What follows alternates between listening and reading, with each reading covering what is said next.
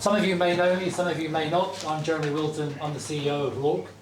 And some of you here may have been here a year ago, because it was actually a year ago, near after a day, that we, with James, very kindly offered the St James's Clubhouse here to help and support him launch his campaign for the Vendée Globe.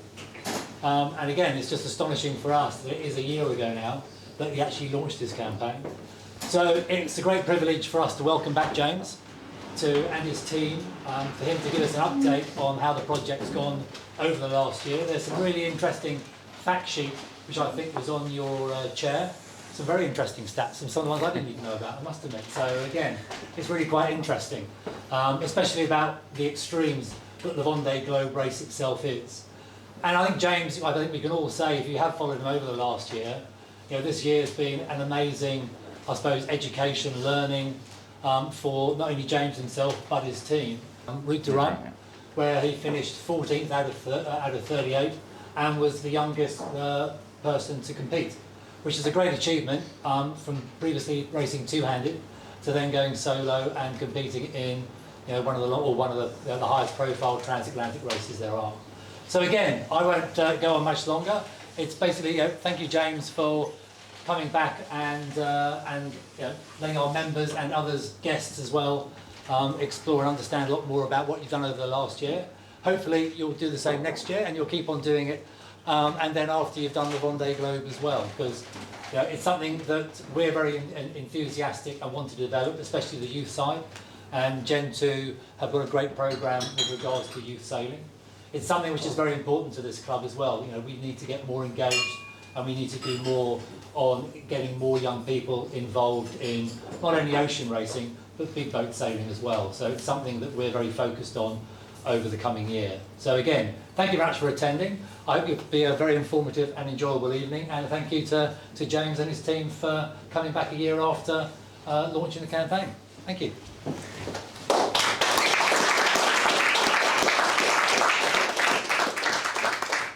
Thank you very much for the introduction, and thank you all for coming. It's really nice for me to see very familiar faces and also unfamiliar faces here.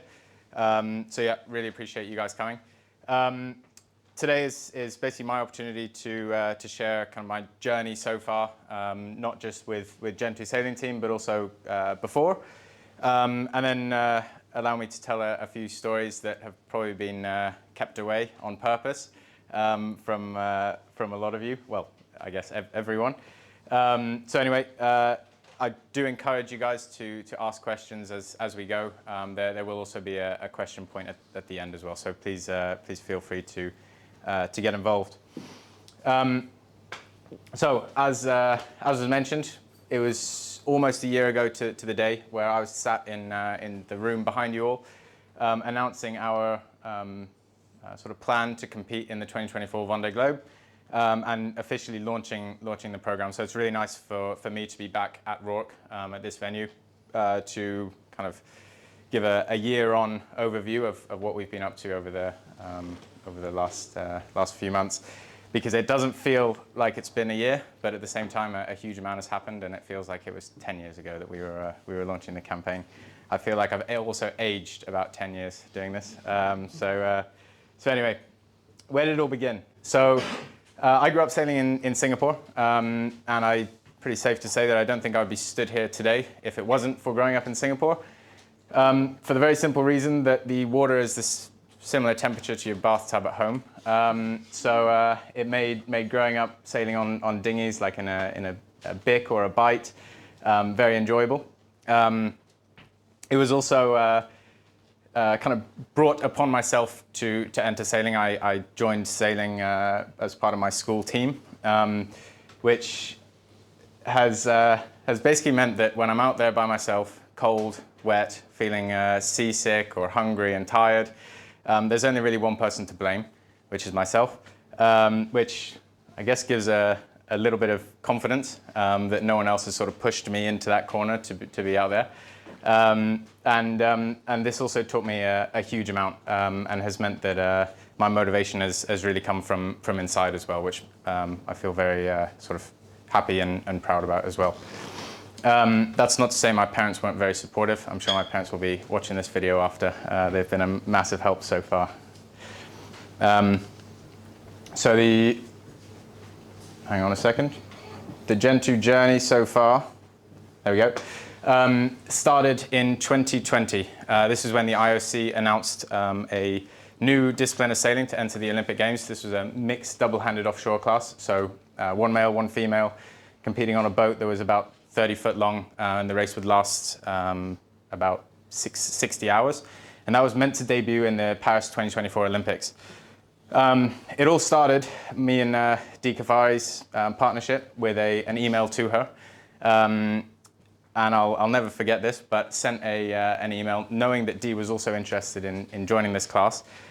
And basically asked her whether she would be interested in coming out for a sail with me. And I'll never forget that sail. And I think I've got a few friends in the room that I probably messaged the day that Dee replied to me and said that she would also be interested in joining for a sail. And within the sort of first 4 or 5 hours, we clicked and kind of not just became teammates, but also very, very good friends. And I'm also really happy to say that she's continued the journey into the Vendée Globe and into the IMOCA with me, and is very much a mentor, but again, a really good friend. So we kind of joined forces officially together in 2020 and did our first race, which is called the Dream Cup, which is a 400-mile race from well, basically the north coast of France down into La Trinité. And that went very well. We came second place in that, and very shortly after, we got an email saying that we'd been selected to represent Great Britain at the European Championships, which is being held in Italy. We went to Italy. We had a really good time, enjoyed the racing, but the result was not what we kind of went out there for. And as a new team, we felt like we had something to prove. So we came back rather disappointed, but also with a little bit of a fire inside us that we needed to get back to the UK and try and prove why we were selected, which then brought us into the national championships in 2020, which we came away and we won that, which was fantastic, and also cemented Dee and I's kind of relationship together, and sort of the continuation of our partnership going forward. Skipping forward another year, and we came away with another national championship in 2021. Which was fantastic. Unfortunately, very soon after that, the IOC announced that they were going to remove this class from the Olympics, which was a pretty sad moment, especially considering that we had dedicated basically 2 years of our sailing toward this dream of representing the country and winning a gold medal for Great Britain in Paris. But it didn't take long before sort of we kind of decided what we were going to do next. Dee, as my kind of mother away from mum, helped kind of drive me down a route of, right, James, your sailing career is not over because of this, so we should try and figure out what we're going to do next. The ocean race, the Vendée Globe, and kind of the inshore TP52 circuit have always fascinated me and been something that I've wanted to compete in. So we decided that I should go out, try these different disciplines of the sport, and figure out where I wanted to go next. So that led me to spend 3 months with Alex Thompson on his last boat, which was amazing and picked up a lot from him. He's also a kind of mentor of mine and someone I've looked up to for a very long time. Then I also went off and did 2 months with the AkzoNobel Volvo 65, and then a week sailing with the Quantum 52. And it was pretty clear by the end of that the Vendée Globe was kind of the race that I wanted to go for, and my kind of preference of all 3 of them. So sat down with Dee and decided that was where we wanted to go, which very quickly led us into entering the world of IMOCA.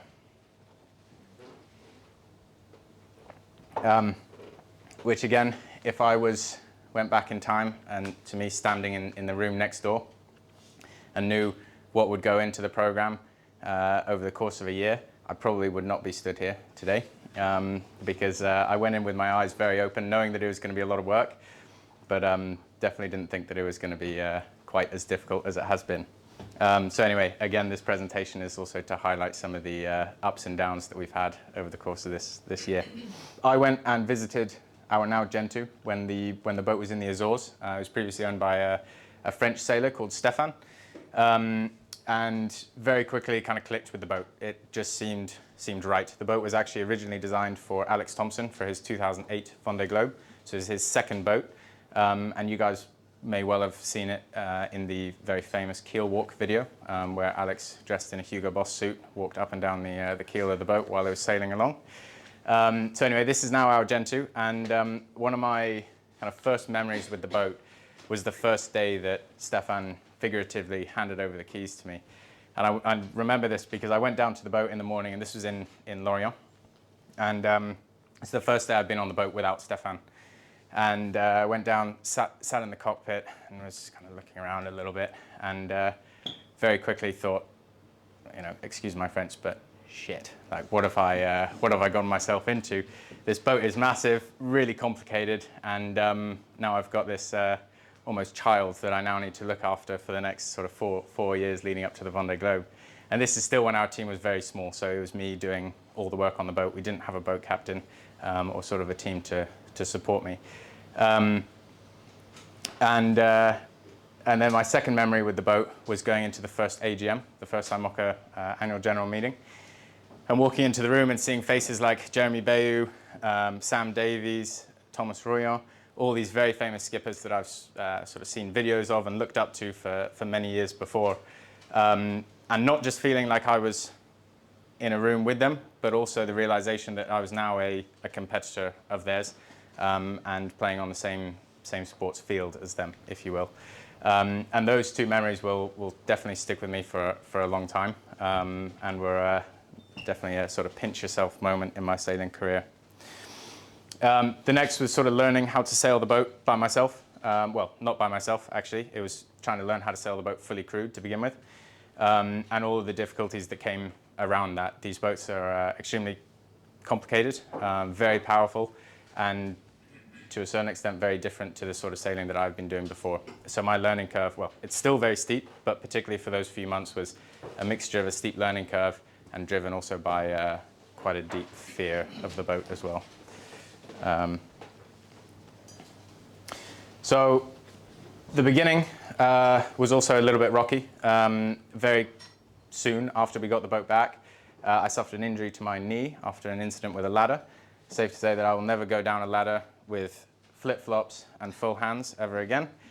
And that took me out of action for several weeks. Luckily, there was nothing sort of long-term in it, but it did mean that we had to drop out of the Round Britain Island race, which was quite upsetting because it was an amazing opportunity for me to learn, and it was going to be sailed fully crewed, so there were going to be 5 of us on board. So all of our training until then was for fully crewed sailing and how we were going to do maneuvers with 5 of us on the boat, which resulted in not very much preparation for a qualification passage I had to do in order to qualify for the Route Du Rhum. This was a 1,200 mile course that I did. Not sure if you can see, but from Gosport down into the Bay of Biscay and then up to Fastnet Rock and back to Gosport. And this qualification is basically used as a sort of your entry ticket into the Route Du Rhum, which was the big event of the season. It was a great time, but also quite a scary one as well. I had never been on the boat by myself. I had never done any training for solo sailing on the boat because our focus was the Round Britain Island, which was a fully crewed event. So I remember going out to the start of my qualification with one of the members of our youth program on board, and this was all very last minute. So only one of them was available. So he went out double-handed with a rib that was, he was going to jump off the boat and then get picked up by the rib. And soon after he jumped off, I just remember thinking, like, what am I going to do next? I've got this 5 days ahead of me of solo sailing. I don't even know how to jibe the boat by myself. And if you don't get a jibe right on the boat, then the rig can come down. So it was pretty intimidating, but also, in hindsight, the most amazing way to learn how to sail.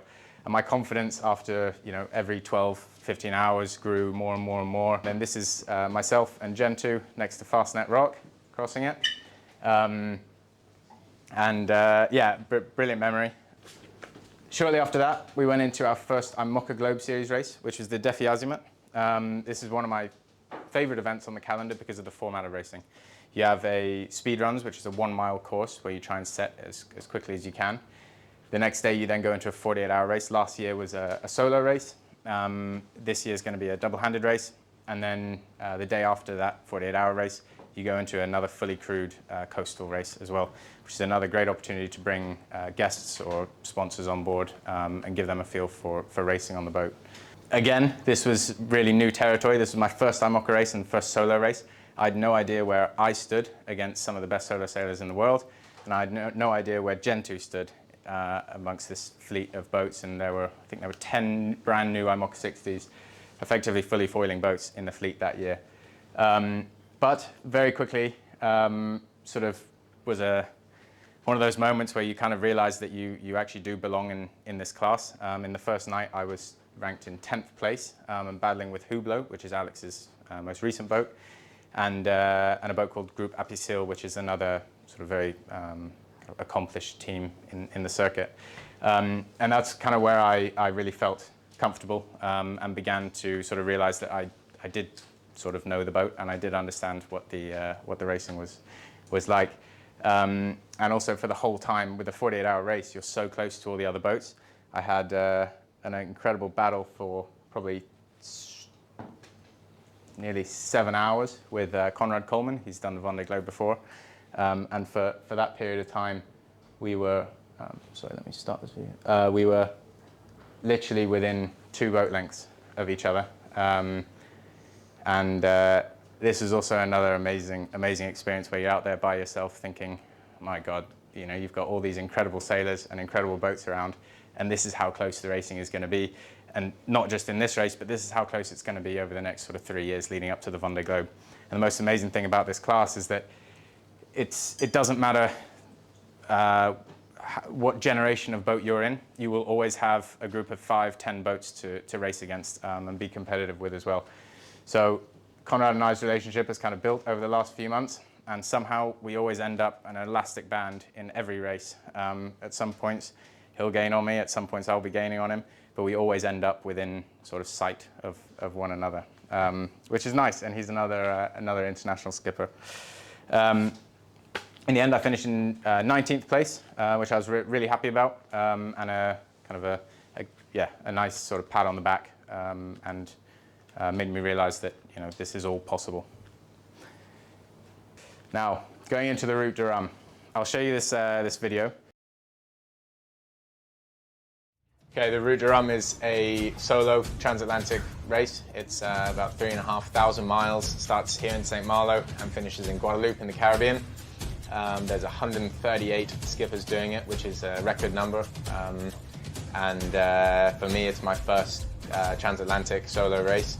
And the Route Du Rhum to me is really special. It's probably the second biggest race other than the Vendee Globe in the Imoca Globe Series. So it being my second IMOCA race is quite incredible.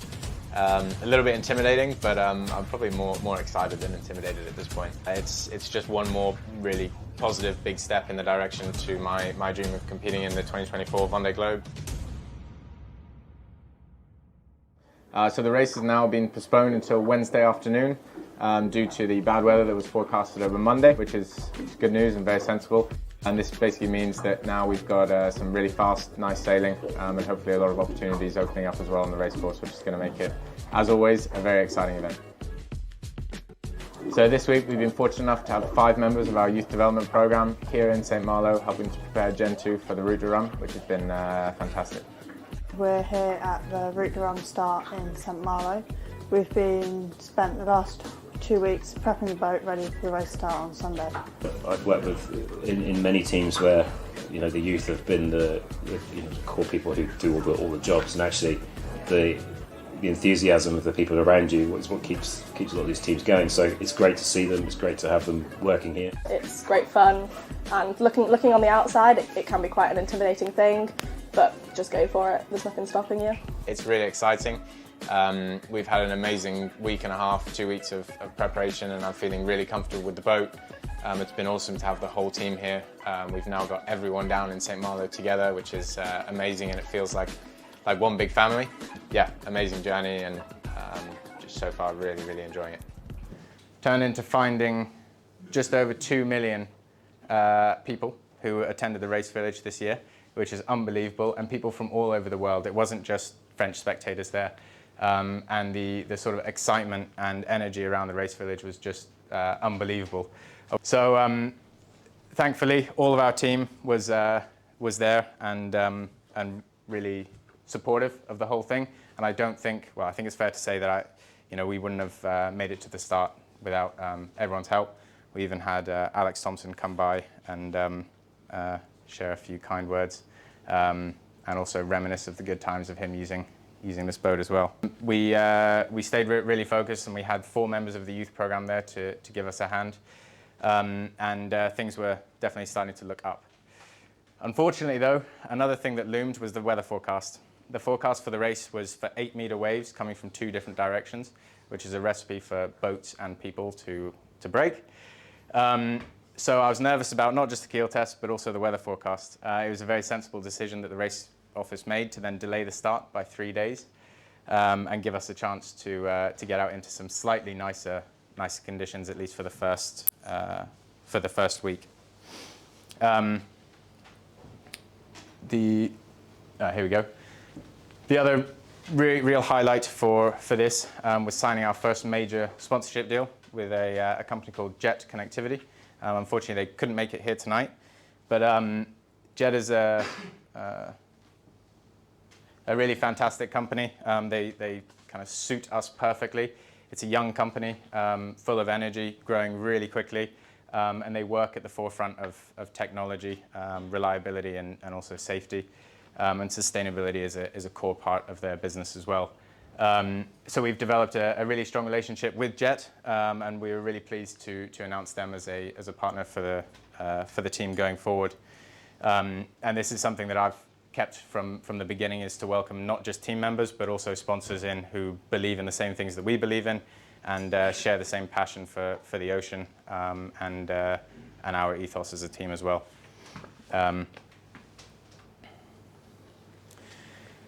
So by the time the start of the Route Du Rhum came by, a lot of the other skippers had gone off and taken a bit of a holiday to get away from the hustle and bustle of the race village. Unfortunately, as a young team, I was doing the work on the boat, doing the weather forecasting, the routing, packing the food, packing my kit, making sure the boat passed the scrutineering, and all the other little jobs that go forgotten. So by the start of the race, it's pretty safe to say, and I think that photo on the far left sums it up, that I was emotionally and physically just pretty broken, which is not the way you want to start a 14-day transatlantic race by yourself. But one of the most amazing parts is when the rest of your team get off the boat. You've sort of been in this race village with 2 million people for a week and a half, just constantly speaking to people, whether it's spectators or whether it's the media or whether it's your team. And then you finally let them off the boat, give them a wave goodbye, and then all you can hear is the helicopters, which sort of bring the anxiety from here to about there. And the other thing that added to the chaos was the VHF is all in French, of course. And I'm learning my French, but I still don't know enough to get really through, especially when they speak in the wind. And you probably remember Dee speaking about her story at the start of the Vendée Globe and not knowing when the start actually was, so she just kind of followed all the other boats. And this is very much how I felt, so I was thinking a lot about Dee during the start of the race. The start of the race as well was a really tricky one. I had no idea the performance of the Class 40s, which are 20 foot smaller, but their performance is unbelievable for that size of boat. And compared to a slightly older IMOCA 60, on a lot of points of sail, they're very similar speed. So the start was upwind, and I didn't know whether I was going to be battling with 40 boats in the IMOCA class, or whether I was going to be battling with 100 boats with the IMOCA class plus the Class 40s. Thankfully, we were able to kind of get our nose ahead of a lot of the Class 40s, but as soon as the sun set, obviously the breeze died down, and this is when all the boats started to bunch up together. So one of my first, well, 2 memories from the start of the Route Du Rhum was one, a port starboard with Metrocoque, which is a much newer IMOCA 60. They were coming on starboard and I was on port.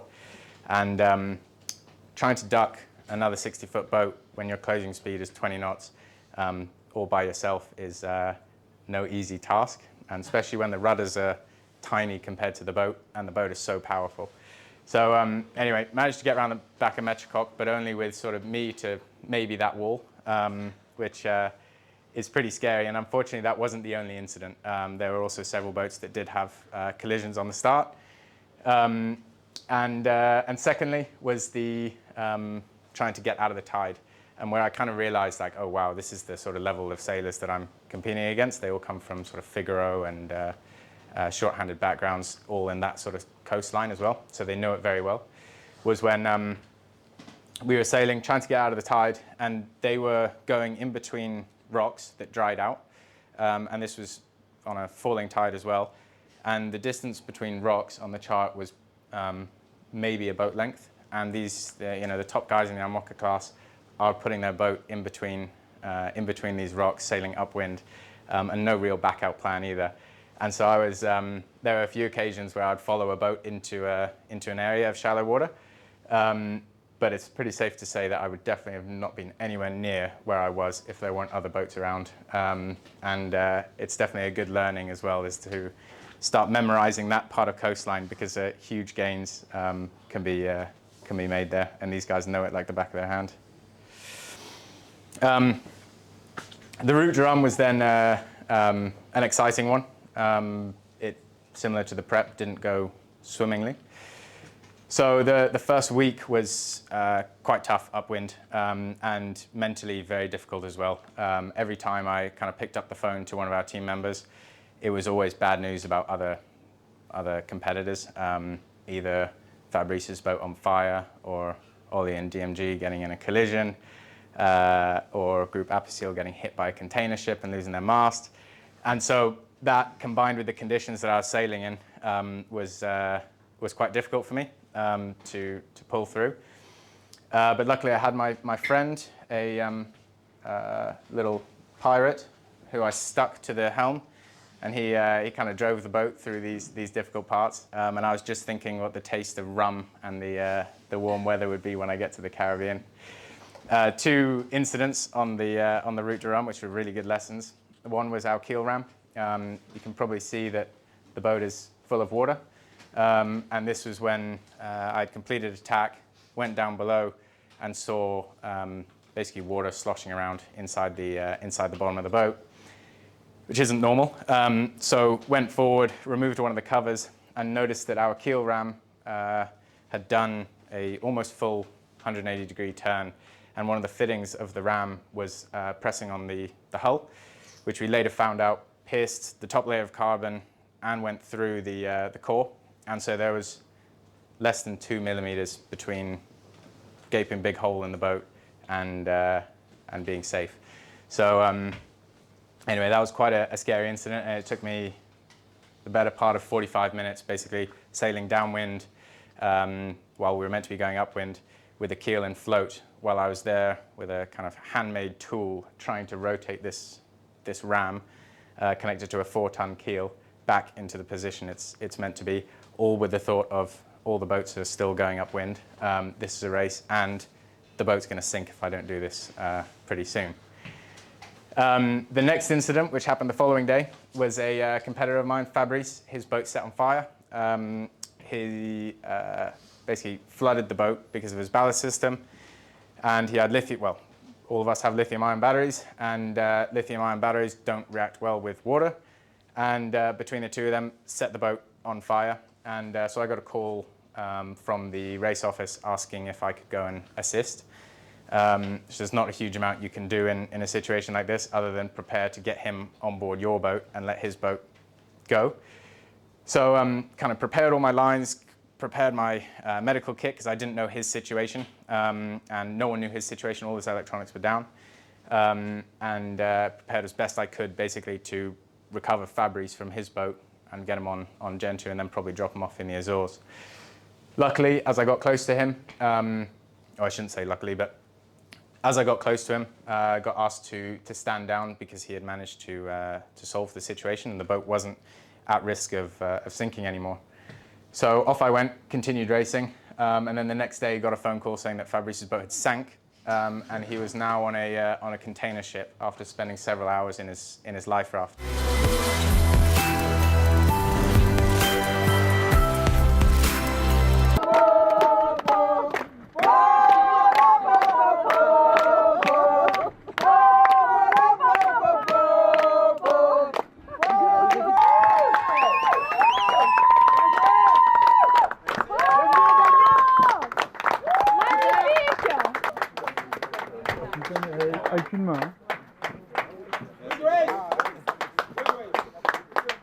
Yeah, it was brilliant. I think at the start I never could have imagined coming in 14th. I think that result was amazing, especially even after that first week.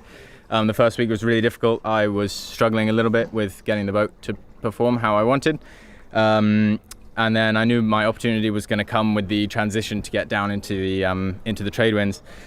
And so stayed a little bit further north and just kept trying to get west and west and west until I found like a nice little corridor that I could go down into. And I think I was calmed for maybe half an hour or something like that, and it was all a bit shifty and weird, and there were a few class 40s around. But then after that, it was just good sailing from then on. And like I said, the closer I got to Guadeloupe, the better the sailing got.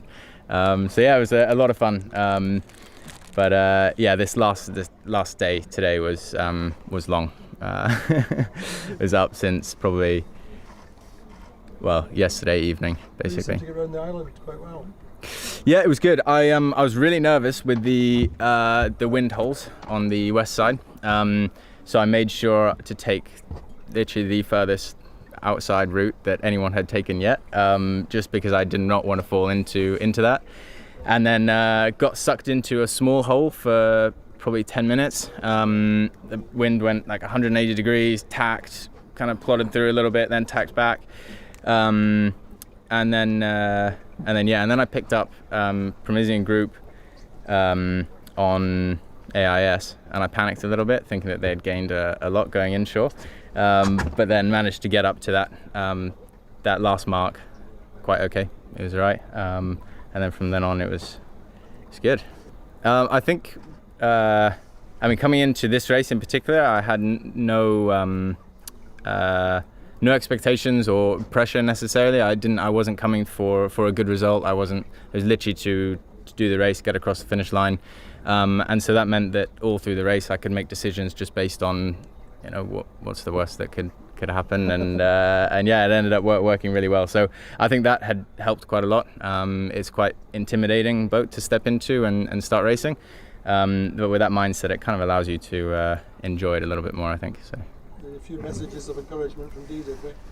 Sorry? A few messages of encouragement from Yeah. Well, it was weird. I had sort of the devil and the angel on each shoulder, particularly for these last few days. One side was like Martin and the guys on the team going, oh, have you slept? Like, just make sure you get the boat into Guadeloupe fine. Just be careful, take it easy. And then Dee was like, last 72 hours, like, go full on for it, push as hard as you can. And so I was, trying to balance the two of them. But she's been great, and we were chatting throughout the race, and she was like, she could tell when I was tired and when I needed rest, and when I was ready to push as well. So it was good.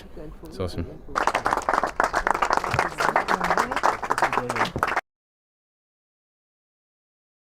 Waking up several times in the night, like shaking like this, and I think that's basically because my brain was still firing from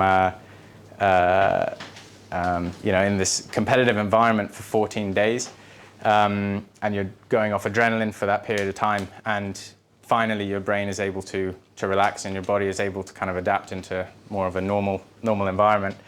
And finally was the prize giving.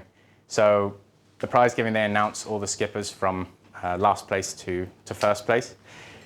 And so I sat in the kind of waiting room waiting for your name to get called for you to go up and collect your little medal, basically a participation award for 14th place. And hearing some of the biggest names in the IMOCA series being called before me and standing on stage was really amazing. And another one of those moments where I sort of realized that, it's not just a little British kid who's now has this dream of doing the Vendée Globe. It was that, Gentoo Sailing Team does belong inside this IMOCA class, and my dream of eventually winning the race in 2028 is achievable. After the race, my standing in the IMOCA class now is 23rd, and if you're familiar with any of the other skippers in the IMOCA class, you'll see people like Sam Davies, Boris Herman, Yannick Besteven. He won the last Vendée Globe. He's in 27th. So really nice place for me to be. And I think going into the qualification for the Vendée Globe as well, it gives us a lot of confidence. So what is the road to the Vendée Globe? I guess I'd probably like to start by announcing that this year is going to be a lot of double-handed racing. So my co-skipper for this year is going to be Stefan. Stefan owned the boat before me for 7 years under the kind of title Time for Oceans. He's done the Vendée Globe, well, he started the Vendée Globe twice, finished it once, and has got a huge amount of experience and a wealth of knowledge, not only in the IMOCA class, but in solo sailing. He's been doing it for 20 years now or more. So he will be joining me for a bunch of the races, including the Fastnet, Défi-Azimut, and the TJV. So for him to join the team is, well, for me, a really big learning opportunity.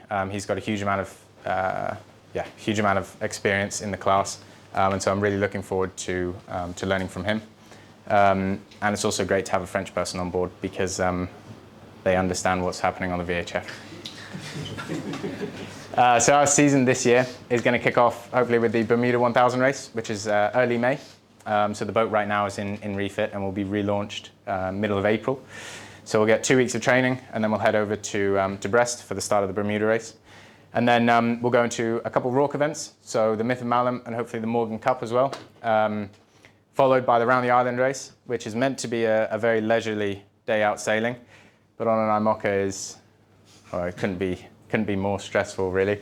You have to obviously stay in the channel because the boat draws 4.5 meters, and you've got 1,000 other boats to avoid as well. Then we go into the Fastnet race, which unfortunately has not come up. Oh, there we go. Fastnet race, which is double-handed, so with Stefan. The Défi-Azimut, which I explained before, and then the TJV, which is a double-handed transatlantic race, very similar to the Route Du Rhum, but from Le Havre, so the north coast of France, down to Martinique, so next door neighbor of Guadeloupe, basically. And then a new event in the IMOCA series, which is the TJV Return, and that's a solo race, so from Martinique back to Lorient. Yeah, and in my mind, that's a delivery, not a race. At least I'm telling myself that until the start. But obviously the boat's going to be tired. We've only got a week and a half, well, just under a week and a half of preparation before the start of this solo race. So we'll see how we get on there. I know there are several boats already who are kind of questioning whether they're going to do it or not. 2024 is also looking like a really fantastic year. We've got 2 big Transat races, the Transat CIC and then the New York Vendée as well. And in order to qualify for the Vendée Globe now, I basically just need to start one of these 2 races, and then we should be in a pretty good place. Finally, Défi-Azimut, and then of course the big one, the Vendée Globe.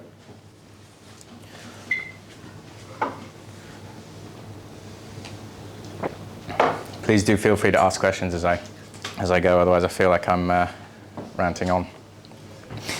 James, have you told them something about your sleep patterns and the wonderful ensuite loo facilities you have and the cooking facilities? Yeah, and the beer fridge as well. Have you heard about that one? Yeah, so, well, sleeping patterns. The truth is there is no pattern, really. Obviously, I don't have a co-skipper or anyone else on the boat to help. So usually sleep ranges from kind of a 10, 12-minute nap all the way up to, I think the longest I took on the Route Du Rhum was about 45 minutes. And for the first few days, that's really difficult. You obviously never get into your deep sleep, so you're just kind of napping. And then you'll be awake anywhere from 5 minutes between the 2 naps, all the way to several hours through that transition from upwind to downwind when I was doing loads of sail changes. And that for me is another really important area that I'm going to be doing a lot of work in over the next 2 years, is how to manage yourself through that. But you want to aim to be able to finish the race, or at least enter the last day of the race feeling as good as when you went into the race. And a lot of the time where you can make huge gains is at the finish of these races, because half the fleet is going to be very much at the red line, almost hallucinating, and it's really important, or a good opportunity for you if you're awake, to make some really good decisions in that last period of the race. James. Yeah. I get really angry when I'm tired, and I become a real nasty piece of work. How do you cope if you were like that? I'm by myself, so I can get angry at myself, but that only lasts so long. I really enjoy speaking to myself and telling myself jokes, so call me weird. It's interesting because it affects everyone so differently. I remember this was actually the day after the transition, when I was kind of just physically broken from doing all these sail changes. I'd been uploading media and content to be sent back to the race organizers and our team for a week pre this. Had no problem connecting to the SATCOMs, getting into this sort of portal to upload all your content on, write a little story about it, and then send it off, and then shut down the system, and off you go, keep sailing.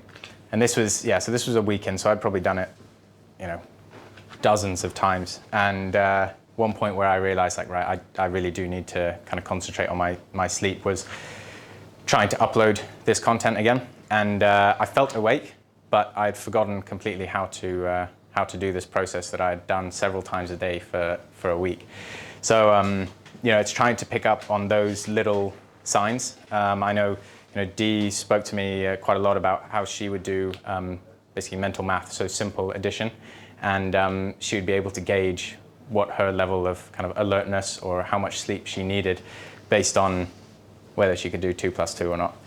To answer your question, it's tricky, but luckily I do enjoy spending time by myself, and there's no one really to get angry at either. It's just you and the boat, and hopefully the boat's going well, so you can't even get angry at that. Well, it sounds like a lot of this is going to be about psychology. What do you do about if you go forward and you think, warning at the margin? How do you train yourself for all of these things which are largely in there as much as they are on the boat? What's the plan? Yeah, so a lot of teams do have a psychologist for the sailor on board, not just to manage sleep and their mental state going into the race, but also the I guess fear factor of sailing these boats. The hull of the boat is 2 millimeters thick, so it's really loud. You've got a lot of very complicated systems going on. They're not comfortable, and you combine that with a lack of sleep, being in a competitive environment or a race for that period of time, and it definitely does take a toll on you. And as I mentioned, I experienced that kind of firsthand in the Route Du Rhum. So going forward, we're definitely going to look at hopefully getting a sports psychologist to come on board. For the last 4 days of the Route Du Rhum was really fast downwind sailing. Like I said, after you combine that with a lack of sleep, it does take a toll because you can't stop your brain from thinking, what if I hit a container when I go to sleep? What if there's a fishing boat that doesn't have its AIS on and it's too small to come up on my AIS alarm? The brain just wanders and wanders, and if you can't control that, then that's when you start throttling back on the boat, and that's when obviously the guys who are, mentally sound can then make gains on you. So, really good question. It is as much of a kind of physical sport as it is a mental one, and I think that only gets kind of more and more so the longer the race is, and especially looking into a race that's going to be 80, 90 days, the Vendée Globe. Definitely need to take that into account. As well as companionship, kind of texting family and friends and mentors, what else do you do to keep motivated? Do you have music? Do you have others? Yeah, so I love listening to music, especially when the boat's going slowly. When the boat's going fast, I really enjoy listening to the boat because that tells me whether stuff is about to go wrong. It actually makes me more nervous when I've got music on and the boat's going fast because you kind of lose that one sense. I do listen to a lot of music. I've got you saw me and Gentoo next to the Fastnet Rock, so I've got him on board to speak to. I use WhatsApp quite a lot, so I was messaging friends and family throughout the race. It's also a really nice way to stay. It sounds a little bit ridiculous, but you are so isolated out there. You don't know what the mood is amongst the other skippers. You don't know kind of whether people are finding the race as difficult as you are and whether you should, harden up a little bit, it's all good, or whether everyone else is having a really difficult time, so, you can kind of feel a little bit sorry for yourself.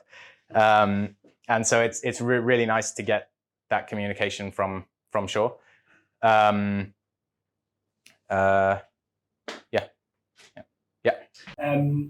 talked about your sort of long-term ambition, 2028, right? Yeah. Having a shot at winning it.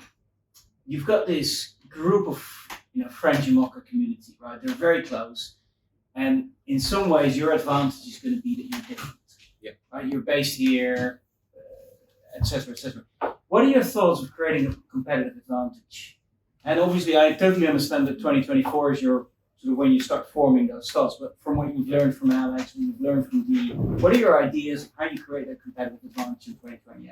Yeah, good question. And I think honestly now the class is in at a point now where it's never been so competitive. You've got more new boats being built than old boats in the circuit, and also the skippers are now no longer adventurers. They're the best offshore sailors in the world, and so how do you go about trying to get an advantage on them, especially when all the best designers in the world are based down in France. You've got programs that are now effectively a two-boat program, so they can train against each other. And I think, Alex did a huge amount when it comes to the boat itself. So each edition of the race, he had a new boat, and probably the most radical design of boat was in his last one, with a completely concealed cockpit, and no one really knew the potential of that boat, and I don't think we still do. So yeah, it's difficult on where can you make gains. I mean, obviously, I think trying to become the best sailor I can possibly be helps. Trying to design the best and fastest boat helps. Obviously, a budget helps as well.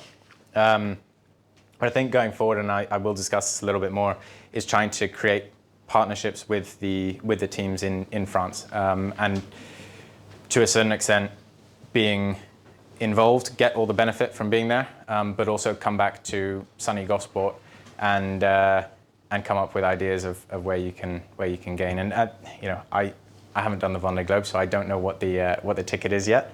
But over the next couple of years, when we go into thinking about what the design of the new boat will be, and what the training schedule should be for it, it's coming up pretty soon. I mean, the other thing is, do you go off and do all the races on the calendar? Or if you build a new boat, you automatically qualify for the Vendée Globe. So then do you spend all the time training, collecting loads of data, working with brilliant coaches all the time, and exclude yourself from the racing, possibly? Or does the racing help? And I think as a sailor, it would help you, but does it make the boat go faster over a period of 75, 80 days? Maybe not. So yeah, it's a good question. So what does it take to finish the Vendée Globe or to win it? The answer is I don't know, but I will come back in 2 years' time and hopefully have an answer for you. So all we can do is kind of guess what will be important. Like I said, I think the team is the main thing, and since day one, that's always been one of the most important things for me, is to surround myself with the best group of people, whether this is from the commercial side all the way to the technical team working on the boat, and everyone in between as well. And that goes into the psychologist who will work with you, and just to make sure that everything is there and how you want it before you go into the start. Obviously, there's an element of luck with the Vendée Globe. Several boats before have gone caught out and hit something and broken part of the boat and forced them to drop out.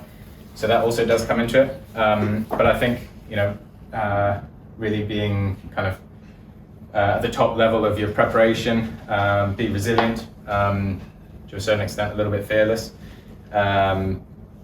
is all really important. A lot of my friends and team will probably say that I've got a few screws loose as well, and that always helps when you're trying to do something like this. Minimum entry requirement, I think. Yeah. It's actually on the application. How do you sort of think about risk reward particularly when you're sleep deprived. Yeah. Alex in the last one went straight through the storm, nobody else did, and he got a game, but then, screwed the boat up. Yeah. So, there's lots of other examples, like risk and reward as they how do you balance that? Yeah, and I think that also comes with what boat you have. On Gentoo, it's an older boat. It's been tried and tested since it was launched in 2007. And so possibly I can push that risk a little bit further than maybe some of the new boats that have just come out the shed this year. For me personally, I mean the first thing I look at is the state of the boat. Is the boat in its 100% health? If it is, then I feel more comfortable with making decisions. The next is of course the weather. So am I going to put not just the boat but myself into situations that I haven't experienced before? And are other boats going there? If no other boat is going there, then I'm not trying to win the race on this boat. So why would I go and put myself in that situation to go from maybe 14th place to 12th place possibly? So I guess managing it, not just yourself, but also managing yourself against the other teams is really important. And I think with that is a certain level of maturity that I definitely feel like I personally have gained over the last year of sailing this boat. It's not a 33-foot boat anymore. And if you have a big mess up and you make a mistake, then it's going to take you hours to get out of it, and you're probably going to break some really expensive bits of boat in the process as well. And currently, we don't have the budget to do stuff twice. So, you really need to make sure that the boat is healthy at the finish line as well as the start line. But the next thing is this next generation, and for me, it's really important. This youth program that we've developed started 2 years ago, and I always feel a little bit odd having a youth program when I'm also considered a youth at 25. But I think that makes it even more powerful because I was in all of their situation 3 years ago, and I know firsthand the difficulties of getting into particularly short-handed offshore sailing. This program is also not just designed for to turn 12 young sailors into professional sailors in the future. The program is trying to break down all the barriers, so whether this be financial or whatever it might be, and try to give all of them equal opportunity to become long-standing members of the sailing community. So we've got 1 or 2 members of the team here. I mean, Jasmine is a good example. She wants to run the sustainability for sailing teams in the future. But this is exactly what the youth program is designed for, and to try and give them the network and contacts in order to achieve their kind of desired future in the sport. So we had our first weekend last weekend actually. We've got this new boat, the Far X2, which has been very, very, very kindly kind of loaned to us for this season by Sea Ventures. Sea Ventures is a yacht brokerage based in Swanwick Marina, and they've come on board as the sort of partner for our youth program. Without them, we wouldn't be able to give all the opportunities to these sailors. They'll get loads of offshore sailing, racing, mentoring, workshops, whether it be in sail making, rigging. We had a talk from Robert, who runs the commercial side of the team. They had a talk from him last weekend as well. So really cool program, and I really enjoy working on it and also building it into the future as well. It's definitely an important part of Gentoo.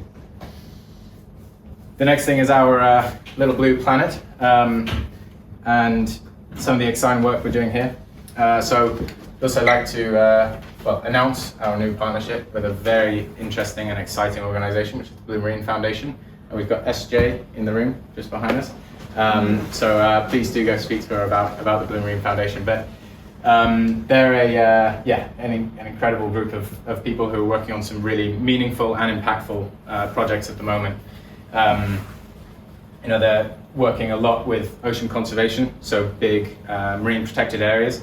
And let me just check my numbers here, but they've been kind of core to 4 million square kilometers of marine protected area. So that's to help stop overfishing or unsustainable fishing. And they're also working on a lot of projects, even in our local waters in the Solent, with restoration as well. So really amazing work that they're doing, and we will be working with them on several of these projects going into the future. A little bit of news that is really recent and that we should all probably give a bit of a round of applause to is this High Seas Treaty that has been signed. So there's now 200 UN states that have signed on to this treaty, and it's basically to provide a legal framework to protect a legal framework for marine protected areas that will cover around 2/3 of the oceans. And so yeah, it's really brilliant work, and nice to see that organizations like this do exist, and hopefully, you know, by the end of our life, we'll be leaving the planet in a better way than we found it. The next is our partnership with Time for Oceans. Time for Oceans is owned by Stefan, who's going to be my co-skipper for next year.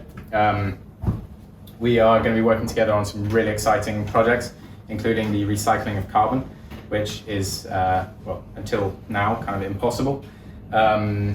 So working with aircraft and carbon that has been taken off of airplanes, commercial jets, and trying to stitch together the fibers and then lay them out again, and then develop, build boats out of them again.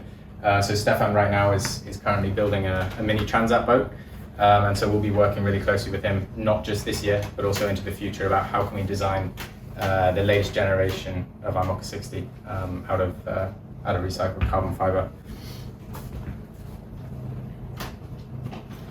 2028 goals, very simple.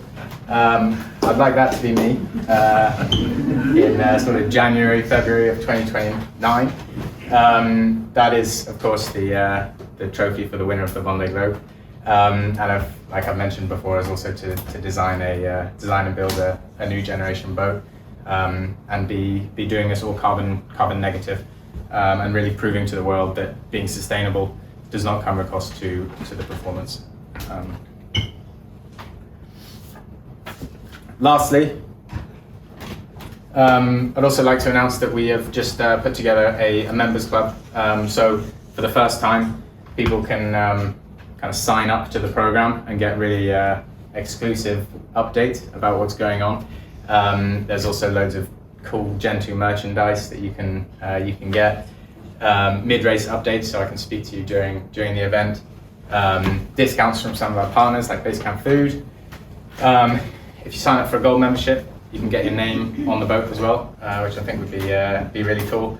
And then also some hospitality opportunities, whether it's dinners or our other sort of members events as well. There's a QR code that looks exactly like that on each of your documents. So please do go check it out. There's kind of 3 levels that you can choose from: bronze, silver, and gold. And you know, we'd really like to bring everyone along on this journey as well. And then finally, I'm sure you're all happy, but any questions? You didn't speak about your diet during the race. Sorry? Your diet. Diet. Yeah. So any nutritionists in the room will probably roll their eyes, but I mean, basically we've got a partnership with a company called Basecamp Foods. They supply me with a lot of freeze-dried meals, which are fantastic, really tasty, but also very good for you. So what we do before a big race like the Route Du Rhum is we will set aside 5 days worth of food and put them in a bag. So each day I'll have kind of a sub bag that will have 3 or 4 meals in it, and based off of how many calories each of the meal has. And then I really like chocolate, so we've got some chocolate to keep me happy. And then one thing that the team did for the Route Du Rhum was also write a little note. And actually, I was meant to mention this when someone asked about the motivation. You know, how do you keep going? But the team kind of put on little notes each day, whether it was a joke or a motivational quote or a picture of a glass of rum, for example, for each day. And so, yeah, it is really important. And you know, quite often it's very difficult to eat on these boats. The first week of the Route Du Rhum was upwind in quite big seas, lots of wind, and I couldn't boil water. Every time I tried to boil water, it would just go everywhere basically, and obviously boiling water and skin doesn't go particularly well together. So I ended up eating loads of sort of like pre-made meals. I usually try to bring 2 days worth of fresh food, and then I burnt through most of my supply of apples as well in the first few days, just because I couldn't eat any warm food. So yeah, it is really tricky, and as well as the psychologist that we hope to work with, it'll be a nutritionist who can help kind of plan my diet over the course of a long race, because you do end up, even though you are doing a lot of work, you don't have those periods of time to rest and recover, and for your muscles to actually grow. You just sort of whittle away a little bit, yeah. So do you have meal times, or do you sort of snack more regularly through the day? Yeah, I try to eat every couple of hours. I guess naturally I eat less during the night, or probably snack more during the night, and then during the day I'm eating more substantial meals. It also kind of depends how much work you've done the previous day. Sometimes I'll be hungry the entire day and be burning through way more food than I expect, and then other days you haven't been quite as active, or you haven't done quite as many sail changes, and so you'll be eating a lot less. But yeah, there's no real kind of schedule to it. I do try to maintain some normality to life, and food also plays a huge role in kind of your mental state as well. So if you do have those meal times that you can look forward to, then it definitely helps. I'm also inherently hungry, so if I leave my food bag out, I will end up burning through it. But the aim is always to try and cross the finish line heavier than you started. James, can you just give us a quick idea of the range of budgets, or for the top teams, or what's involved with the Vendée Globe? Yeah. So I guess now we're at a point in the class where the commercial opportunities are just phenomenal, and so you've got sponsors coming into the class that are actually getting a huge ROI from their investment, and therefore are very happy to pump millions in. So the top boats in France are probably on 6.5, 7 million euros a year, and obviously they're running in four-year cycles. And then you've got the boats at the sort of bottom end of the scale, and they'll be on anything from 300,000 up to 750,000, and then of course you've got the kind of 20 boats that are somewhere in the middle there as well. But yeah, it completely depends, and this is one of the great things about this class is, regardless of where your budget is, as long as you've got budget to get on the start line, you'll always have boats in a similar position to you, and similar performance as well to go and race against. I got one final one. Preparing for the Southern Ocean. Okay, is it just getting miles in big storms? Is that the next? I mean, is there a... Yeah. So for me, for example, I'm doing a lot of weather routing for the ocean race that's currently happening. I'm not sure if you guys are tracking it all, but these boats are now 2 weeks into the Southern Ocean leg.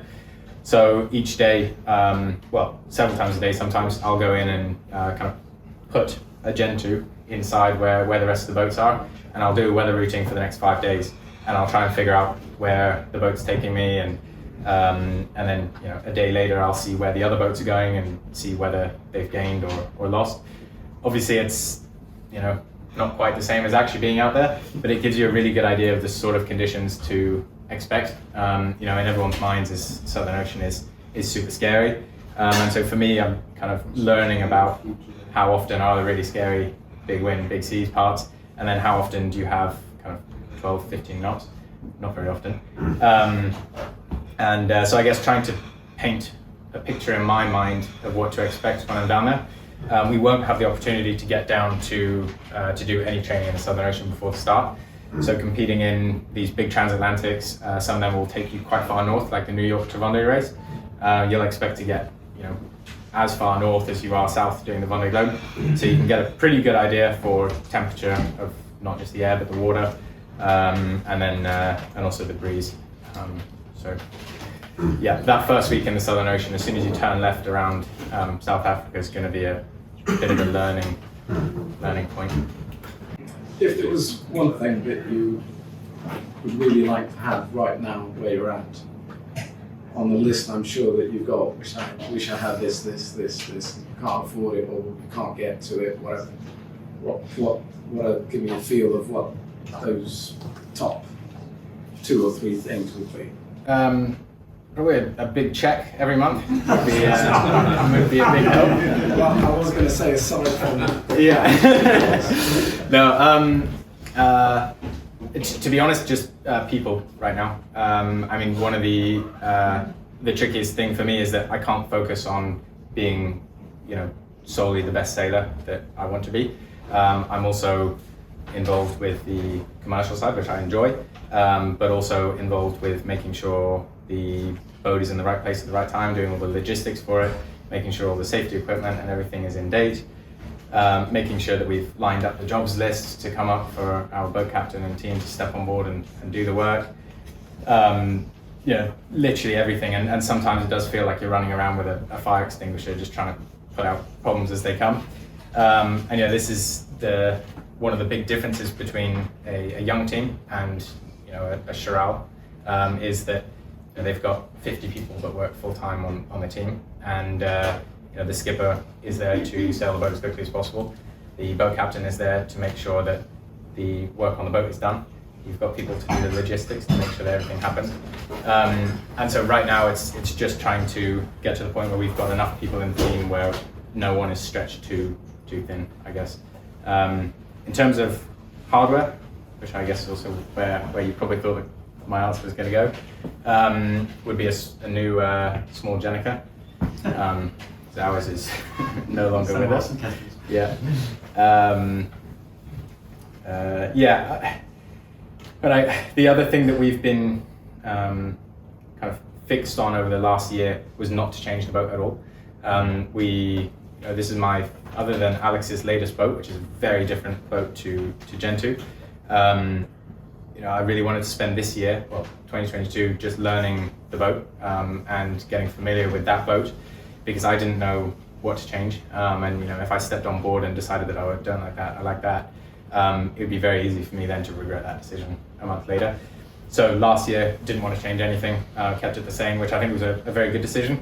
This year, we've got a new J2 coming, which will be good, and that's sort of quite a big gain from the sail that we have right now. I'm right now not interested in developing sort of these massive foils and everything. Obviously, if the right kind of partner came on and that was something that we could seriously consider, then great. But I think that budget would be better spent in other places right now. So, as an aspirant member of your youth team, what bit of advice would you give to someone coming into this as a project overall? If they want to go and do the Vendée Globe, just you got to start somewhere. I think the main thing for me, and which was actually quite a big deal, was putting myself out there a year ago. It's quite intimidating. It's quite a big thing to take on, and I think having the confidence to put yourself out there and tell people that you do want to go and do it is the first sort of big step. I appreciate a lot of people never want to do the Vendée Globe because it doesn't sound very fun. But it's the same with the ocean race if you want to do that. I remember when I was 16 trying to get into offshore sailing for the first time, I would go through the list of entrants for whenever there was a Fastnet race coming up, the Middle Sea race, Sydney Hobart, I would go through the entire list of entrants, hundreds of boats, and I'd try and, it's going to sound a little bit creepy, but try and find, you'd find the skipper's name, and then you'd try and find him on Facebook, try and find his email, maybe it was somewhere online, you try and find LinkedIn, anything, any way of getting in touch with him, or the boat captain, or any member of the team listed on that, and send an email to ask whether they were looking for crew. So I remember I spent hours and hours and hours, probably when I should have been doing homework, reaching out to anyone I could. That was homework. Well, yeah, exactly.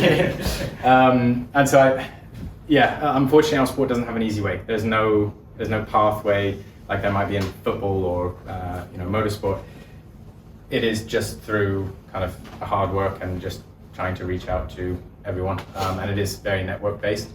So I definitely do that. I mean, a perfect example is the email to Dee. If I didn't send an email to Dee, then we wouldn't have sailed together.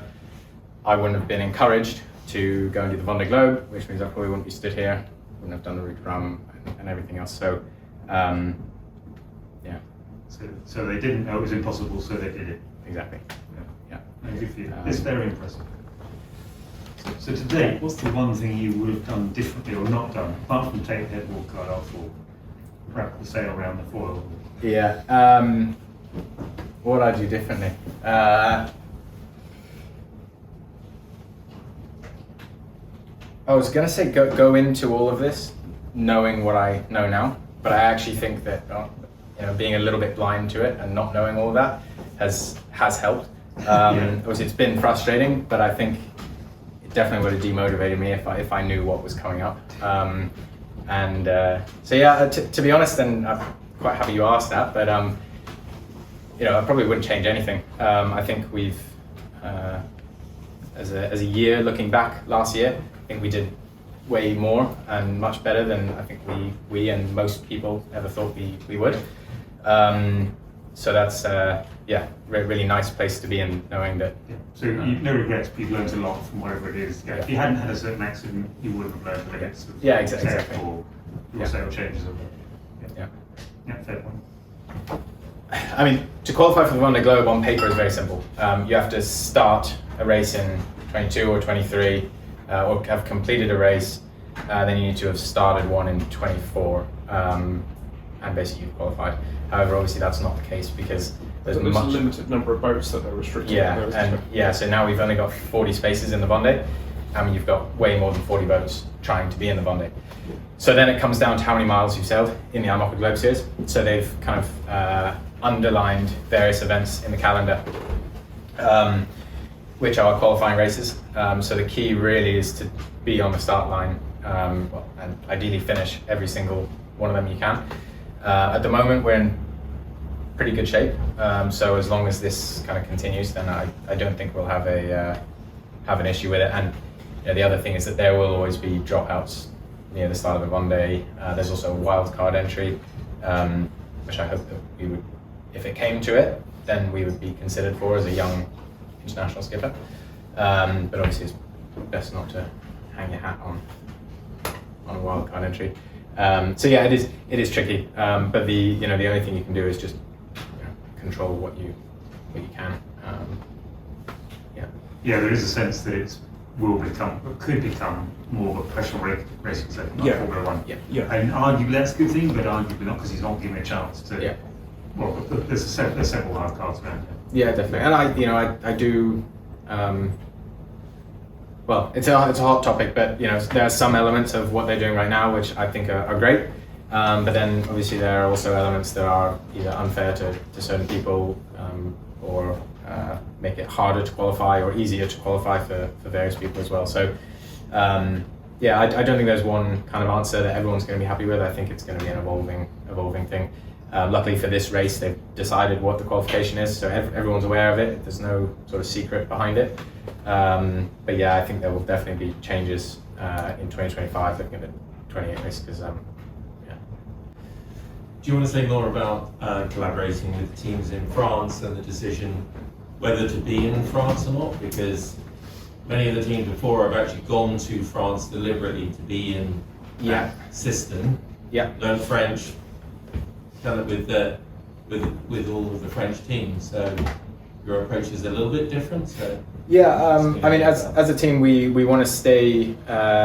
We want to keep as a British team, and I think that's important. And I think also if we look at the future of the sport and the future of, I was going to say Vendee Globe, but just short-handed sailing in the UK, I think we need to start having programs like Gentoo Sailing Team here. I think the easy option would be for me to pack up and bring the boat and everyone down to France and base ourselves there. But that's not what I want to do, at least yet. I think the class is so competitive now that you almost need to have if not a two-boat program, you need to have partnerships, whether they're official or not, with other teams, which most of them are in France, and be able to train with them, share not necessarily resources, but share knowledge, and go out, share your data, share experience, things like that. And I think that's the other thing that I was nervous about joining the IMOCA class is it is seen as very French, and I didn't know how welcome we would be as an international skipper. turns out very welcome, and everyone knows that in order to have a class that's healthy long into the future, you need that international contingent to be involved in the class, and that is in future where I think a lot of the commercial growth is going to be happening. France is, pretty much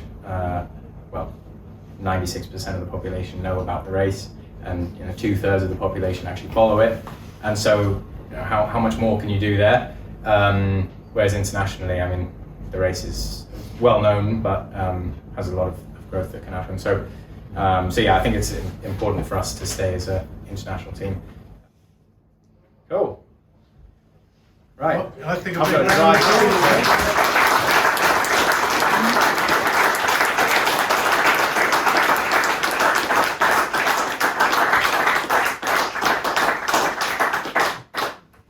I guess last thing is just thank you again for coming, and also a big thank you to RORC for having us here, and also a massive thank you to all our partners. Obviously we couldn't be here without them. I'm going to be sticking around, as well as some of our team who's kind of in the corner, and some of the members from our partners as well are going to be here as well. So please do come up and say hi.